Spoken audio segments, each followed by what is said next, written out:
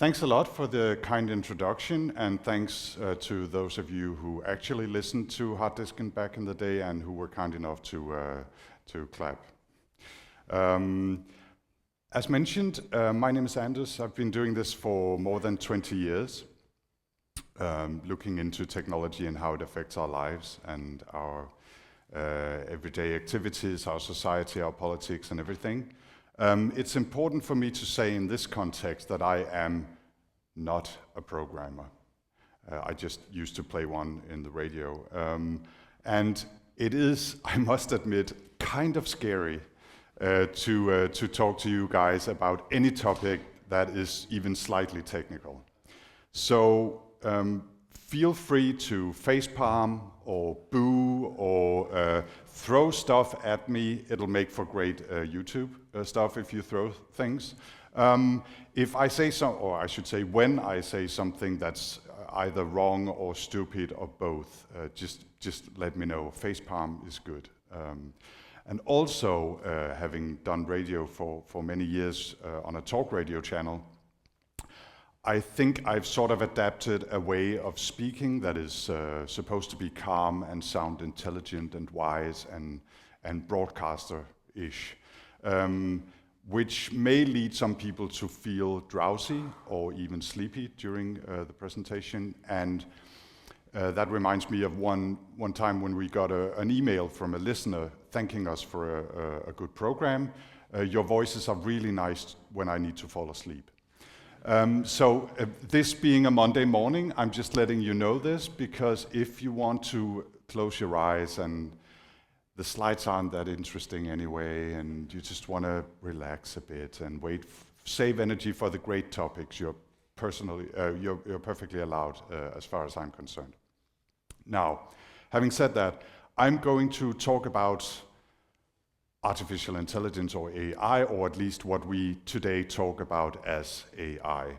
And I'm not going to be deeply technical about it. I'm sure many of you will know more than I do in that context, but I will try to put into context why we are hearing a lot about AI these days, where it came from, what it means in a political, a business, and an everyday context, some examples, and talk about talk about some of the problems and the challenges for AI in many different of these regards. So let's get started. And I'd like to talk about, to begin with, an example that I find very exciting and fascinating. It was a series of matches in the ancient board game of Go that took place a couple of years ago in the beginning of 2016. Go, for those of you who don't play it, I don't, I must admit, it's a game that is played by having two players place either white or black markers on a board, and the game's purpose is to try to gain territory, surround your opponent, and dominate as much as the board as you can. And it is quite a complex game. When IBM's Deep Blue computer system beat Kasparov in chess back in 1997, so a bit more than 20 years ago, there was a lot of talk about machines being smarter than people. But also, back then, a lot of people said, well, yes, but chess is not really that complicated, is it? Because in chess, there are, when you need to make a move, or every time you need to make a move, there are approximately 20 moves that you can make. And in Go, there are about 200. So Go is a vastly more complex game, which led many people to say, well, computers will never beat us humans in Go.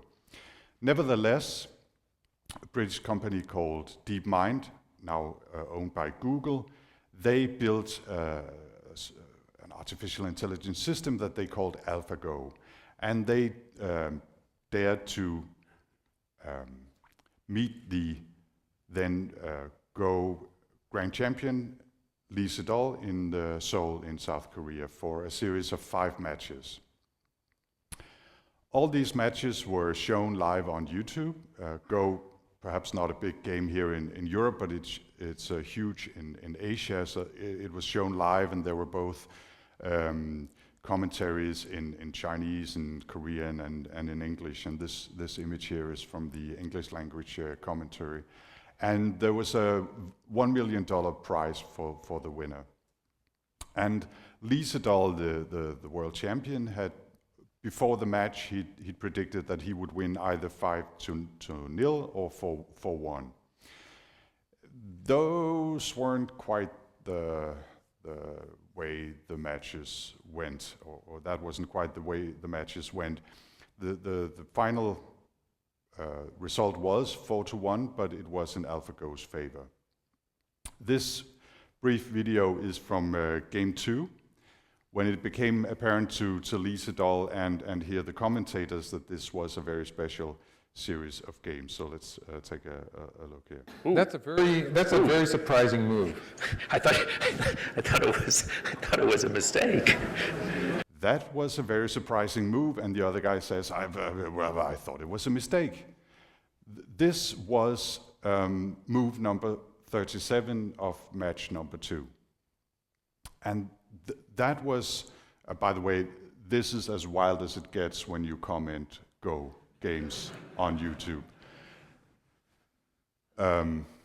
That's the equivalent of a soccer game commentator just running around in the studio shouting "Goal" for 5 minutes.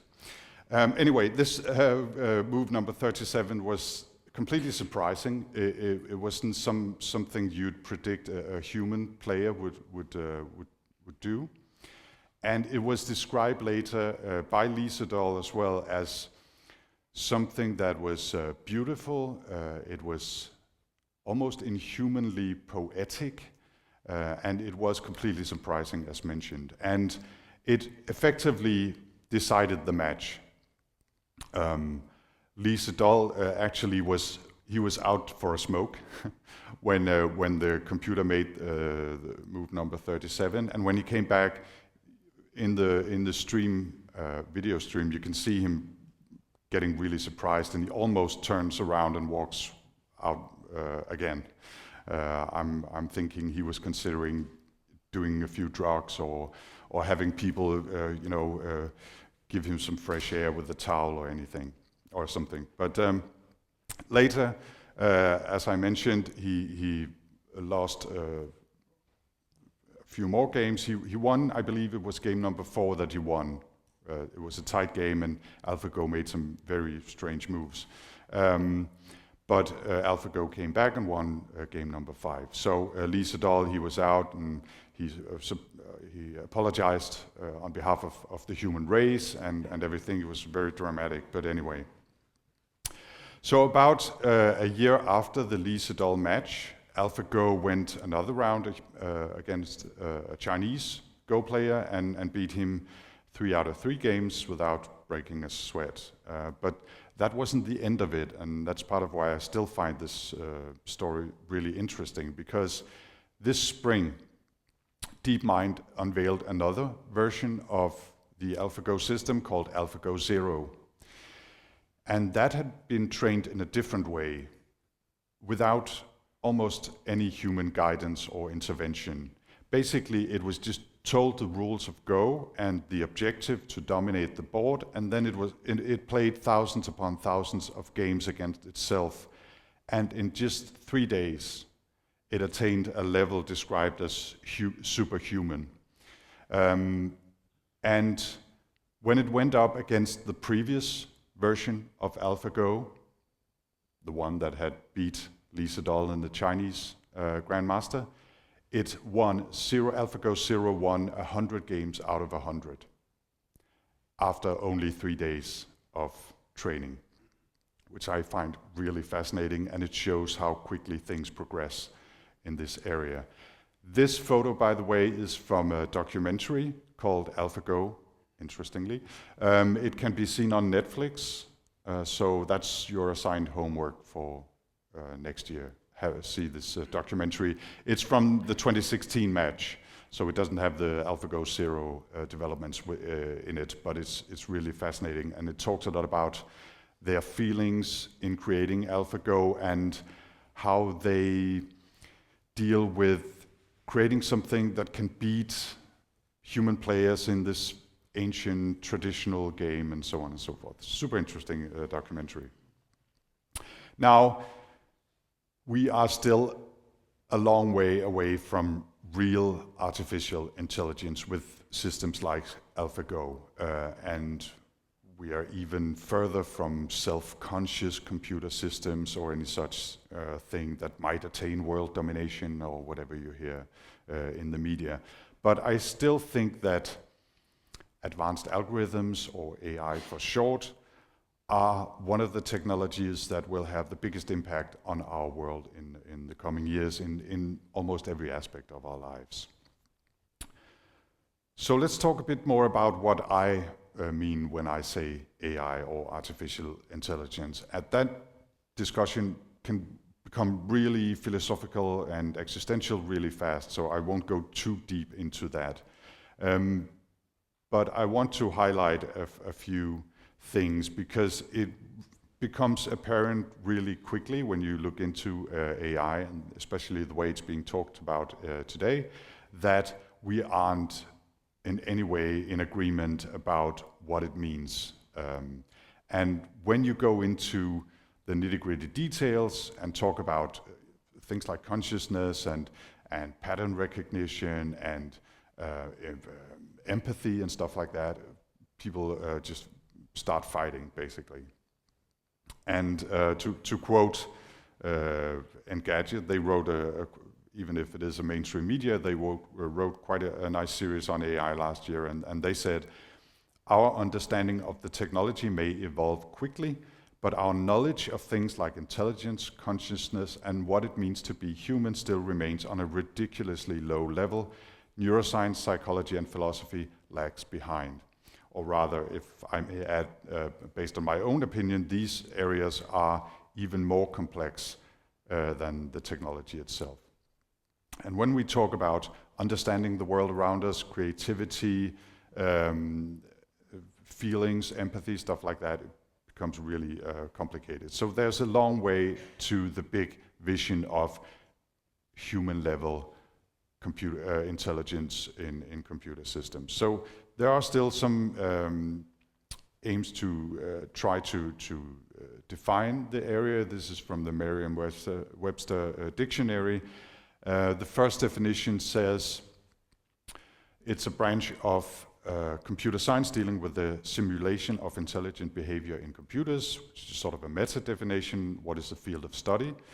And the other definition, the capability of a machine to imitate intelligent human behavior. And I find it interesting that both definitions talk about simulation and imitation, which might lead to a philosophical existential debate about why machines couldn't attain real intelligence, and do we even ourselves as humans do anything more than simulate intelligence when you get down to the nitty-gritty details. So this probably calls for a lot more time to discuss this than we have today, and it definitely calls for more alcohol.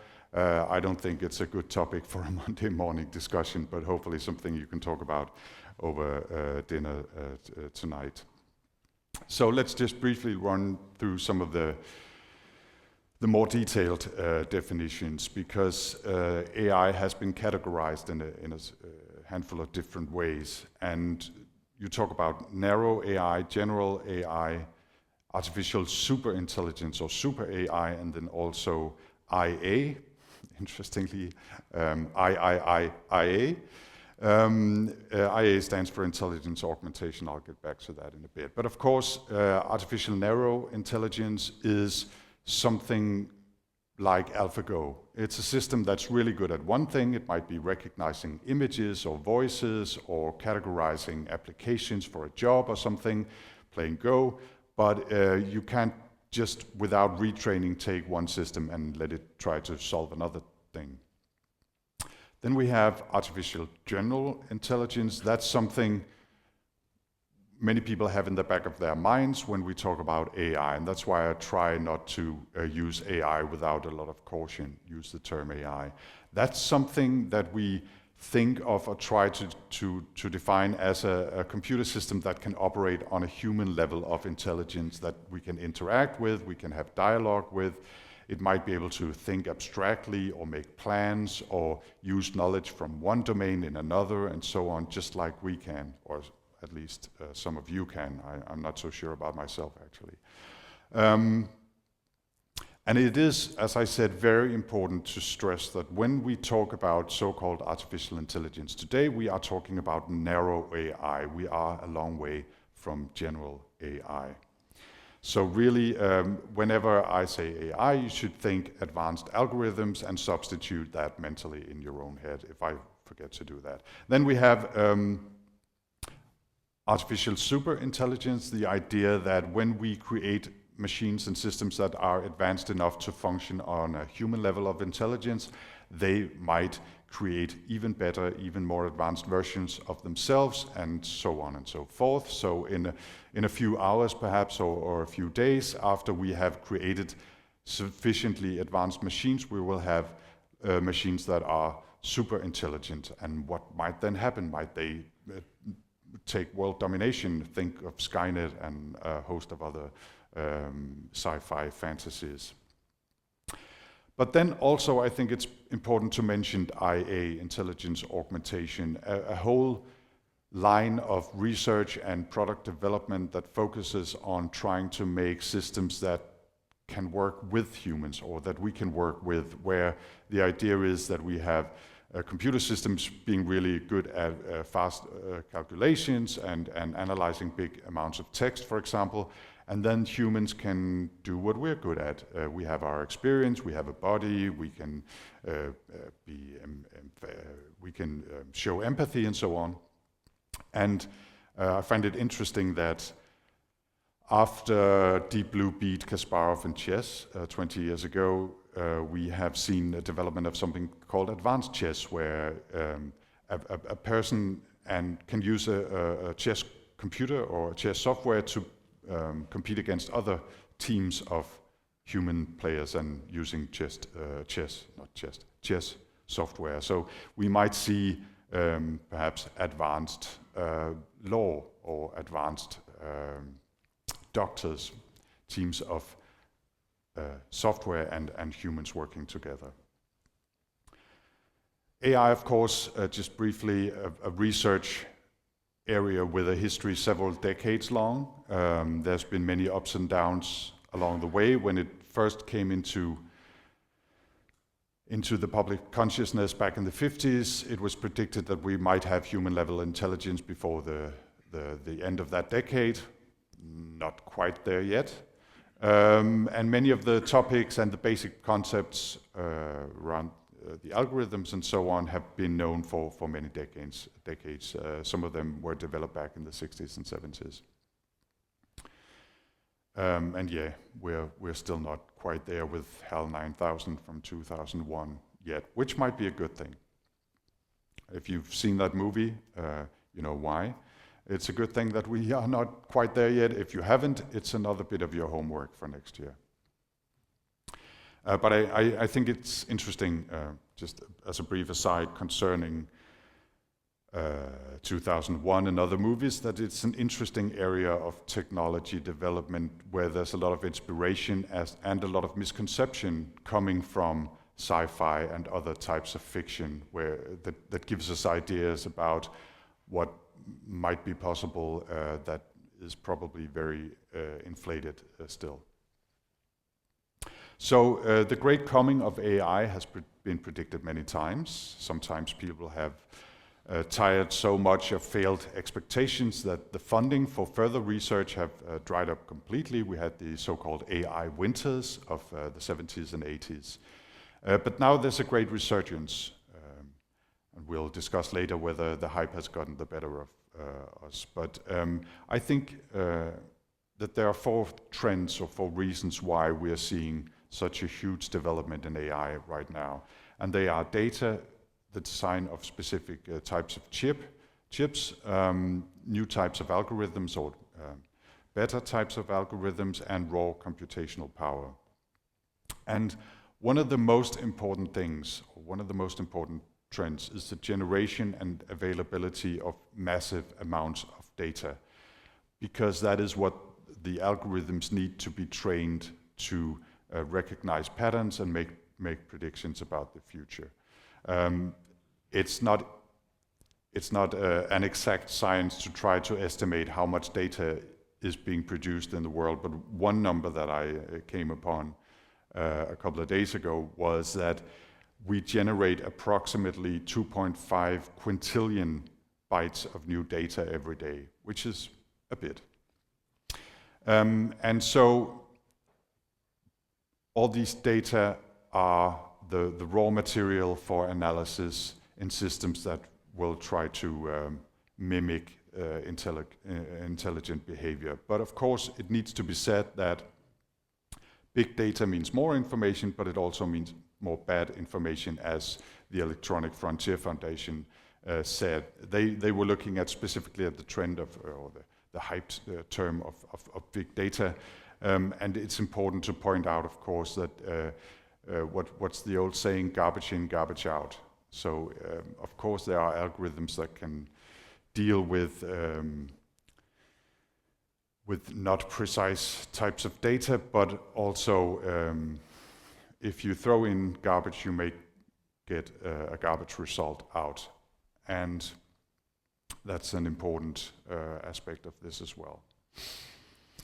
Just one brief example from a site that I like very much. It's called tylervegan.com. He shows graphs of data that are correlated, perhaps not causality.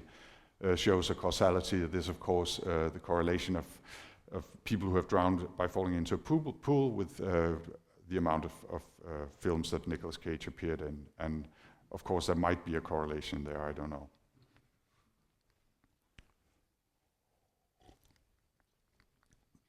So the next trend relates to microchips designed specifically to work as neural networks, processes that sort of mimic the way our brains work, with a lot of parallel processes rather than linear processes. And that's a huge area of focus right now.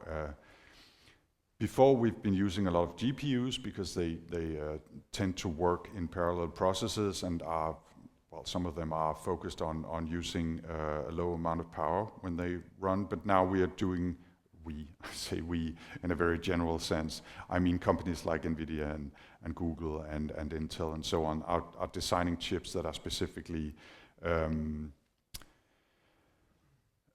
designed to mimic the way the brain works in these neural networks. Google have created something called the Tensor Processing Unit, designed specifically to run deep learning software. It's the software they call TensorFlow. And Alphago Zero that I mentioned before, that was trained not by looking at a lot of Go games that human players have played, but by learning from playing itself. That was trained on only 4 of these tensor processing units from Google. IBM have made a chip called True North. They call it a brain in a box. And interestingly also, a lot of this hardware development is focused on trying to run AI-type algorithms on edge devices such as our phones or cameras that are set up in the world, sensors, stuff like that. But even today, of course, many of them still require the raw power in huge data centers, but stuff like the Intel Nirvana chips and Intel's Loihi chips that are trying to mimic neural networks, they are still meant to be sort of data center centric. The third trend, the algorithms at the center of these so-called artificial intelligence systems, it's things like machine learning and deep learning, more specific or specialized algorithms like convolutional neural networks and stuff like that I don't understand very much about. But basically, to sum it up, machine learning and this family of algorithms is a subset, as Wikipedia says it, it's a subset of artificial intelligence in the field of computer science that often uses statistical techniques to give computers the ability to learn, progressively improve performance on a specific task with data without being specifically programmed. And the basic idea is to look for patterns and try to make predictions about what might happen next. There are, as I mentioned, different methods. I won't go into that too much because I would quickly reach the end of my comfortable knowledge with these sorts of things. But it's something that, even though we have known many of these basic techniques for several decades, there's a lot of work going into developing new types, which I find really interesting. Specifically when you talk about just giving the basic parameters to an algorithm or a system and then letting it train itself. And I think an important factor here is the democratization of these tools and the accessibility of these tools. Google have created this AI-Y, do-it-yourself artificial intelligence, where you can get a cheap, basically a cardboard box with a cheap camera or a speaker and a microphone, and then you download models where you can try to train these vision boxes or voice boxes to recognize faces or types of food on plates and stuff like that. So trying to let ordinary people get a hand, what's it called? Try to give them access to these tools. They've also created something called TensorFlow that they've open sourced. You might have worked with it, but there was a very nice example where a Japanese cucumber farmer trained a camera to recognize different shapes and sizes of cucumbers and build sort of a system to sort them automatically using this open source TensorFlow software. Facebook and Microsoft have also open sourced some of their machine intelligence toolkits. And the fourth trend is simply the amazing growth of computational power, the access to colossal cloud farms and almost infinite resources. I think we've come a long way since this first integrated circuit from 1958 to these massive halls of servers consuming, by the way, a hell of a lot of power, but delivering a major part, of course, of everything we consider our daily needs. So there are a multitude of apps and services and games and businesses that use one or more forms of these new tools, and I'll just briefly go through a few of them. One of the most important areas have been algorithmic trading. You can discuss whether it's a good idea or not, but it's certainly an area where there's been a lot of research in automatic trading. And this is an interesting slide. It's from back in 2013, where you can see the stock completely crashing at one point. And the interesting, it went on for a couple of minutes and they managed to roll it back. So, but there were untold billions of dollars lost in just a few seconds. And when they went back to try to analyze what happened, it seemed that some of the algorithms that did the automatic trading were looking at social media accounts, and someone had managed to hack the Associated Press account and written that there had been an attack on the White House and that Obama had been injured. And that, of course, sent the automatic trading algorithms into a complete selling frenzy, which led to this huge crash. And as mentioned, they managed to roll it back, but that's an interesting example of some of the risks. One of my favorite examples is from Finland. It's called Ennevo. They put up sensors in garbage containers and trash cans and gather information so they can send out garbage trucks only to containers that need to be emptied, and not just drive the same route every day, but have software plan a route specifically from day to day based on data from the individual containers and garbage cans, which I think is a neat idea and has saved many hours of driving and a lot of fuel. And of course there are many more. I'm not going to go through all of them. One of my favorite example though is on the left there, building missiles with algorithms and so-called artificial intelligence, trying to choose between different targets depending on the weather, what else goes on in the theater, the so-called war theater and so on. That seems like an enormously bad idea to me, to send out missiles into the world and having them just decide on a whim who to hit. Yeah, there are a lot of other claims being made here. In my own field, on the right there, Chinese, that was back in the Olympics a couple of years ago, but there's a lot of work in journalism trying to create robots or software robots that can write articles. And it's even a Danish company called Lasso. They are looking specifically at business type information, financial news and stuff like that, and automatically write brief articles. And they are not very good articles, it must be said, not yet. But they tell us the facts, and they are good at that. And it can write up to 1,500 articles every day. So, and also interestingly, another example from Engadget again. Scientists at the University of Adelaide have created a machine learning algorithm that can look at CT scans and predicts whether the people that were scanned would die within 5 years, with up to 69% accuracy, which, according to the researchers, is broadly similar to human doctors and their predictions. So there you go. Computers can tell you when you're going to die. We have lots of other examples in a lot of different sectors, and also a lot of strange claims. Vocalytics analyzes your body language to help you become a better public speaker, perhaps something I should have used. Personal shopper AI and many other weird things.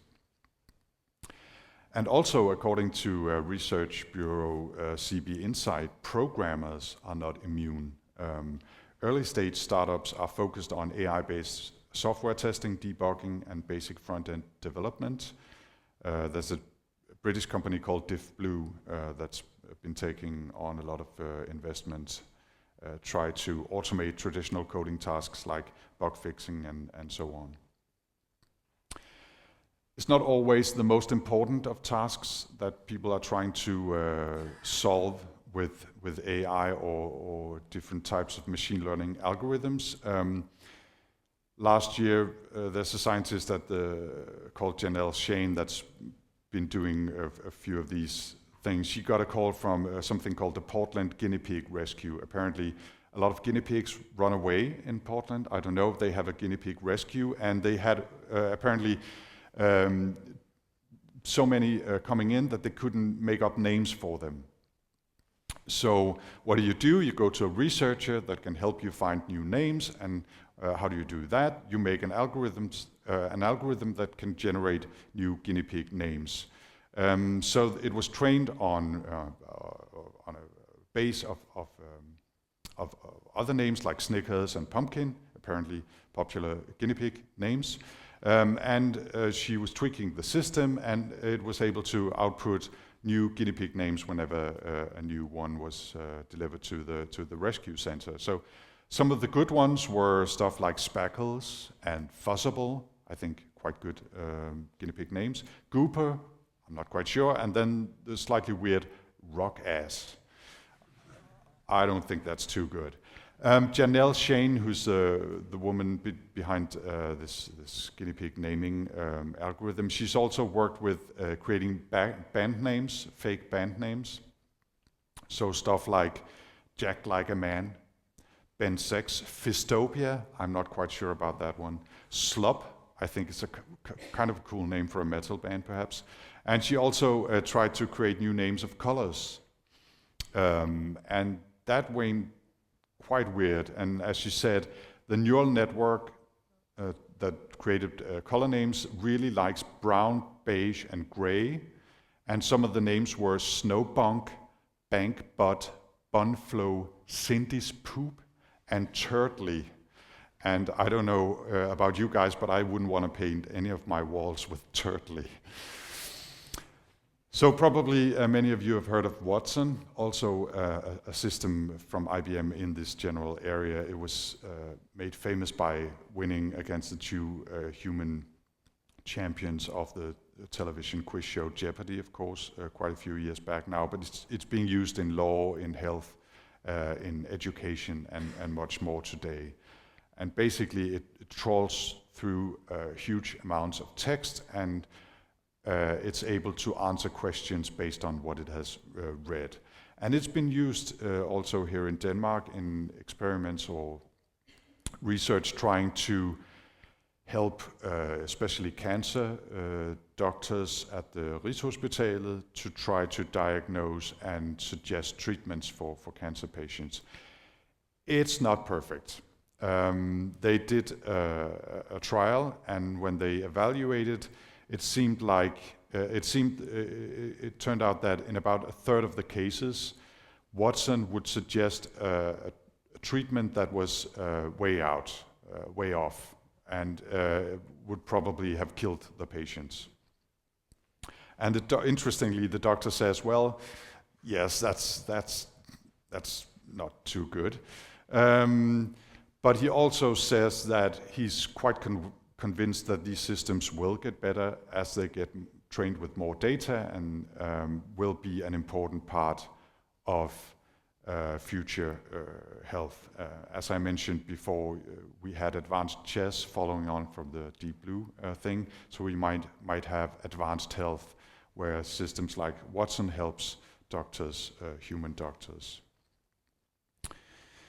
Yeah, there was an interesting example of Watson being used to simulate a teaching assistant at Georgia Tech University a couple of years back.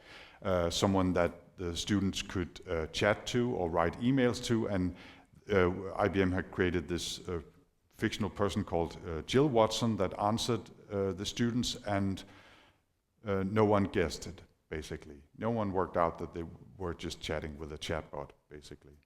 And that could lead to a lot of talk about the Turing test, where we are in terms of building systems that can cheat us, at least in terms of chatting. I think we'll save that for another day, but it's an interesting topic as well. So chatbots and digital assistants, something that's still a hype thing, but something that's being researched a lot, and we see it in our phones, of course, and in systems like smart speakers. There's a lot of talk about Amazon Alexa and Google Home, and now the Apple's whatever it's called, HomePod. And there's a company I find really interesting called Snips.ai, and they are building a voice assistant system with privacy in mind. So it's designed to run on device and on edge devices, not talking to the cloud in any way. And they're building it as an open tool, so that if you build televisions or speakers or phones, you can integrate the Snips AI voice assistant, and they will talk to each other in a sort of mesh, trying to understand what you're telling it to do, and able to run commands on different types of devices. And I think that's really interesting.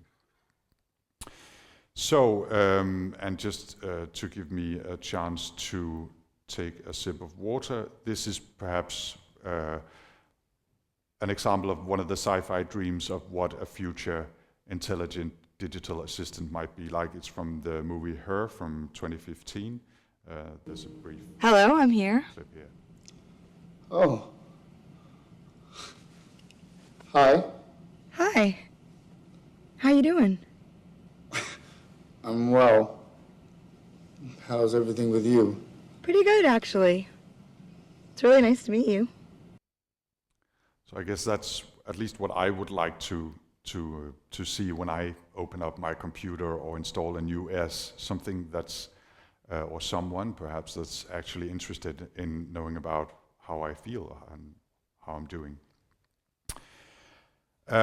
Synthetic voices is a whole other area where there's a lot of progress being made by using advanced algorithms, and I guess many of you saw the Google Duplex demo at the I/O conference. How can I help you? Hi, I'm calling to book a woman's haircut for a client. I'm looking for something on May 3rd. Sure, give me 1 second.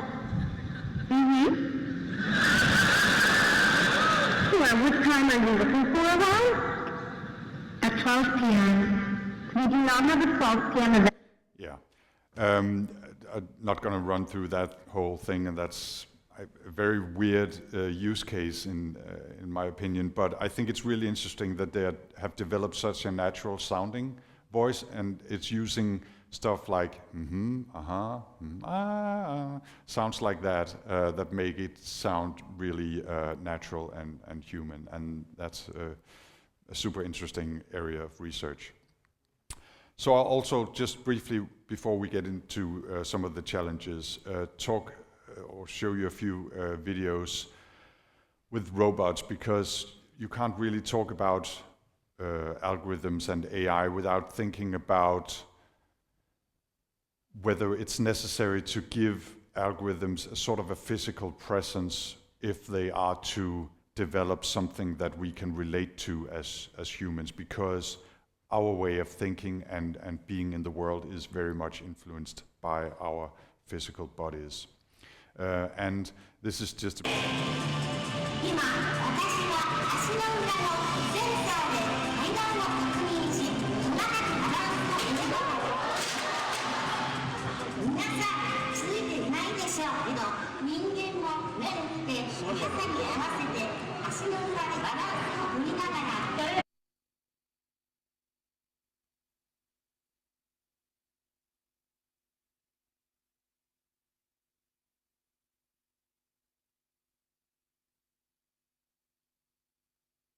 to the from the computer, yeah. Yeah, please, because I think there's a lot of very annoying music on this video. It's not too loud, so this is from the DARPA Robotics Challenge in 2015. And of course, this is an unfair medley of footage, because it's from all the times when the robot failed to do basic tasks like opening doors and stuff like that. But I'm showing this just to show you how quickly things progress. This is from 2016. It's from Boston Dynamics, of course. I'm sure many of you have seen some of the videos, but the way that it's able to remain balanced, even hitting slippery snow, is quite amazing. And this is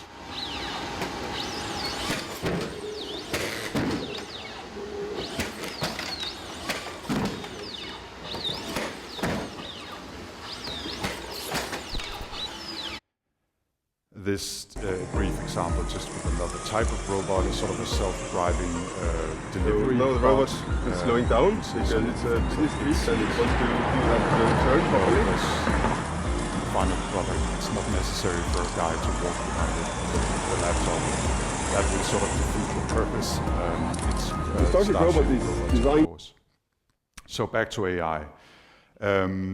Let's talk a bit about some of the challenges in the remaining 10 minutes or so. It's important to mention that it is an area that is super hyped, and many of you probably recognize my simulation of the Gartner hype curve here, and I think it's quite apparent that AI is just about to hit a huge crash. I think it's very, very hyped right now, and it's it'll be interesting to see how it affects the way businesses work with AI and what research is being put into this. There are hundreds, perhaps even thousands of companies doing something with AI or AI for X. And just a few examples, there's a British company called Intelligent X that apparently created premium beer that uses complex machine learning algorithms to improve itself from your feedback, so intelligent beer. There's a company in Russia called Deep Fish that can recognize different fish when you land them, when you're as a fisherman. And there's a company called Hoofstep, a Swedish company doing behavioral analysis of horses with machine learning, apparently. So anything AI for X will get you a lot of investor money, I'm sure, still. This is just another example of the hype. I want you to look at the top curve.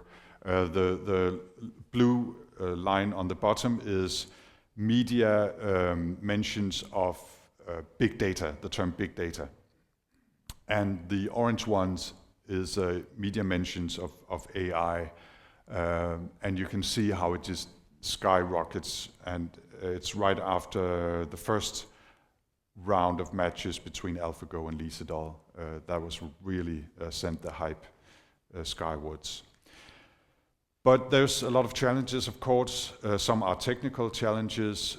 Oftentimes these algorithms don't work like they are supposed to, and they do a lot of mistakes. And there was a Stanford computer scientist called Jerry Kaplan who said that AI today is really just coupled together from a grab bag of disparate tools and techniques. So basically just we throw something in a box and hope it works, and oftentimes it doesn't. And there's still a long way to perfection. There was some interesting research being shown where you could fool AI visual recognition systems by changing just 3% of an image. And there was a team from MIT that created a 3D printed toy turtle, with a pattern that made the Google visual or image recognition system think that it was really seeing a gun instead of a toy turtle. So that's kind of interesting and weird. And one of the problems also is that much of what goes on inside these algorithms when they've been trained on huge amounts of data really is sort of a black box, and it can be really difficult to go back and go back from a result and try to work out how an algorithm ended up at that result. And that might be trivial in some cases. In other cases, like having algorithms try to find potential terrorists from social media data, it might end up doing a lot of harm. And something that needs to be looked into. The same thing goes for bias in these algorithms. If you put in data that are in some way affected by bias or prejudice, the results will be as well. And a basic simple example is that a couple of researchers had trained an algorithm to try to recognize early signs of skin cancer by looking at images of the skin. And it had been trained on people like myself, Eurasian with light skin, and when the camera and algorithm was then later shown images of people with darker skins, it couldn't do the same, it couldn't reproduce the same kinds of results and predict with a high accuracy whether they were in the danger of creating or developing skin cancer. So that's an interesting, a very concrete example of bias in these algorithms. And then you have the perhaps more interesting or serious questions of ethics and the whole debate about whether self-driving cars should hit one person instead of another, and so on and so forth. That's also, I think, a debate for tonight with a bit of alcohol, perhaps. Then I think it's also really important to mention that this is really hardcore business. All the research that's been done in machine learning and deep learning and neural networks and so on and so forth is often done in big companies like Google and Facebook and Microsoft and Amazon and so on, they buy up whole departments of researchers. I think it was Uber that basically stripped the whole AI department of Georgia Tech, I think, hiring 20 or 30 researchers in one go. And that might be a huge problem for research, and it might be a problem that we have that much research and work concentrated in basically a handful of American companies. So there's a general worry there. And while they are quite good at open sourcing some of their tools, of course we don't get the most advanced tools for general use. Also, there's a huge fight right now in this area between especially the US and China. There's a lot of investment going into the Chinese startup scene, and they have formulated a national vision, and they want to be a leader in AI in a few years' time, which is worrying considering that much of the use in China of these types of algorithms are stuff like face recognition and other surveillance technologies. Vladimir Putin, interestingly, has also said that AI will be the nuclear technology or the nuclear weapons technology of tomorrow. That's the importance he puts into this. And this leads to the European perspective, perhaps.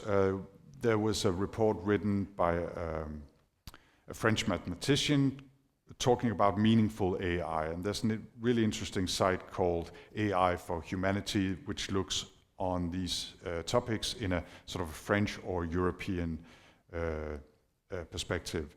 This is Cédric Villani. He's the French mathematician. I think he's a really good mathematician. I question his fashion sense, but at least he has a style. I respect that.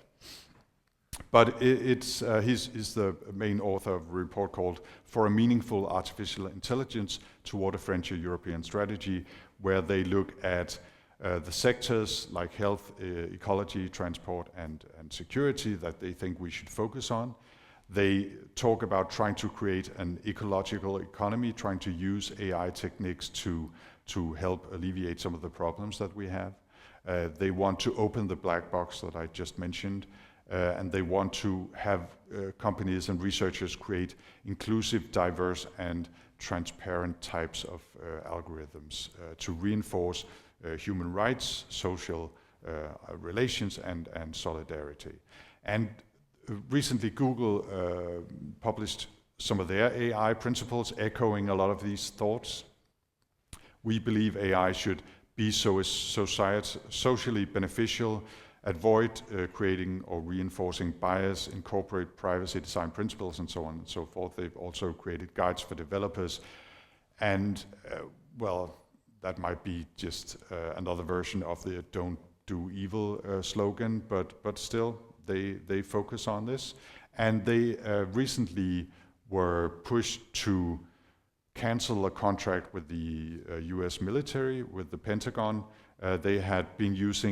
Google had been using machine intelligence to improve targeting for military drones, but there was a huge protest. People quit their jobs at Google, and it ended up that they canceled their contract with the Pentagon. So at least there's some sort of corporate ethics in Google still. And then we might talk about the dangers of developing super intelligent and AI and so on. I think we'll leave that for another discussion. I just want to mention that there's some people that are really worried that this is something that we'll be able to do in a few years, and what should we do then?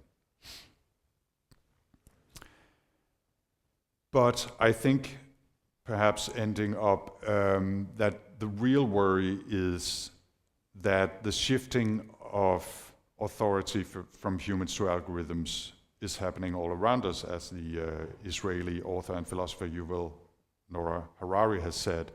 And we're doing a lot of small things every day that might push push us in the wrong direction. I think that might be more dangerous than the idea of a superhuman intelligence like Skynet suddenly taking over the whole world.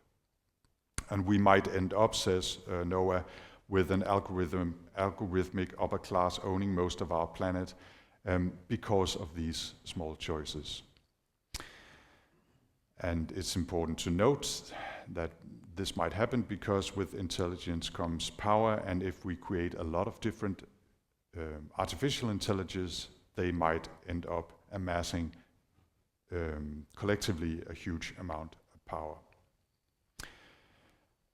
Perhaps to end on a slightly more positive note, this is one of my favorite quotes: technology is neither good nor bad, nor is it neutral. It is our responsibility to choose, and it is a tough job with many small decisions, but there are no miracle solutions. You cannot fix the problems just by writing reports or corporate guidelines. It is something that we will have to do together to try to to create a better world, and I hope you're here to help.